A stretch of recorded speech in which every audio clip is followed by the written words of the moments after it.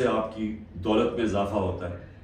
ہماری جو growth rate تھی، یعنی جس ریٹ پہ ہماری دولت میں اضافہ ہو رہا تھا، جس کو جی ڈی پی کہتے ہیں، جی ڈی پی میں اضافہ، وہ 6.1% تھی. آج وہ چلی گئی ہے منفی 0.2%. 0.2% پہ چلی گئی. انڈسٹریز، ہماری اوور آل انڈسٹری 6.8% پہ بڑھ رہی تھی، آج وہ -2.9% پہ چلی گئی.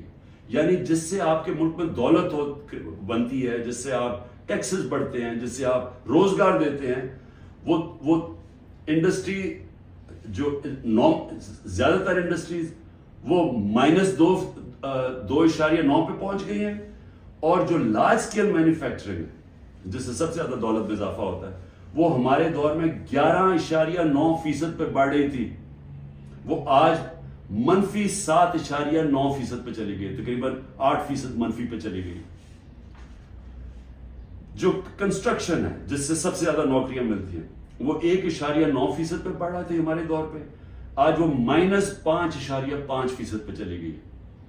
اور پھر کاٹن، کیونکہ ہمارا سب سے زیادہ جو کپڑا بناتے ہیں ہم، اس سے ہمارا اضافہ بھی ہوتا ہے، نوکریاں بھی ملتی ہیں، ایکسپورٹس بھی بڑھتی ہیں، وہ 9.2% پہ بڑھ رہی تھی، آج وہ -23% پہ پہنچ گئی ہے. یعنی کہ بند ہو رہی ہے انڈسٹری. میں یہ آپ کو یہ صرف فگر اس لیے دے رہا ہوں، اور جو بھی ہمارے اس ملک میں فیصلے کر رہے ہیں، میں اس لیے آپ کو کہہ رہا ہوں کہ یہ ملک تباہی کی طرف جا رہا ہے. ان کے پاس کوئی روڈ میپ نہیں ہے. جتنا ٹائم دے رہے ہیں، یہ ملک نیچے جاتا جا رہا ہے. جن لوگوں کے پاس ڈالرز میں باہر پیسے نہیں رکھے ہوئے، ان سب کے لیے تباہی آئی ہوئی ہے.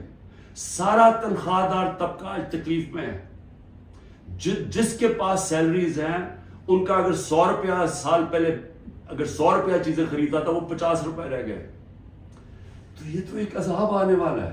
اور ابھی یہ جو روپیہ گر رہا ہے، کیونکہ ان کے پاس، جب آپ کیسے آپ نے قرضے دینے، آپ اگلے مہینے قرضوں کی قسطیں دینی ہے، جب آپ کی دولت میں اضافہ نہیں ہو رہا، جب ڈالرز ہی نہیں بڑھ رہا ہے، جب آپ کی انڈسٹری بند ہو رہی ہے، جب آج کسانوں کے پاس وہ پیسہ ہی نہیں رہا، کیونکہ وہ اتنی مہنگائی ہو گئی ہے کہ اس کے پاس پیسہ نہیں بچتا اپنی زمین پہ لگانے کے لیے، تو وہ اس کی ظاہر ہے اس کی پیداوار گرنی شروع ہو جائے گی. تو ہم نے کدھر سے قرضے واپس کرنے؟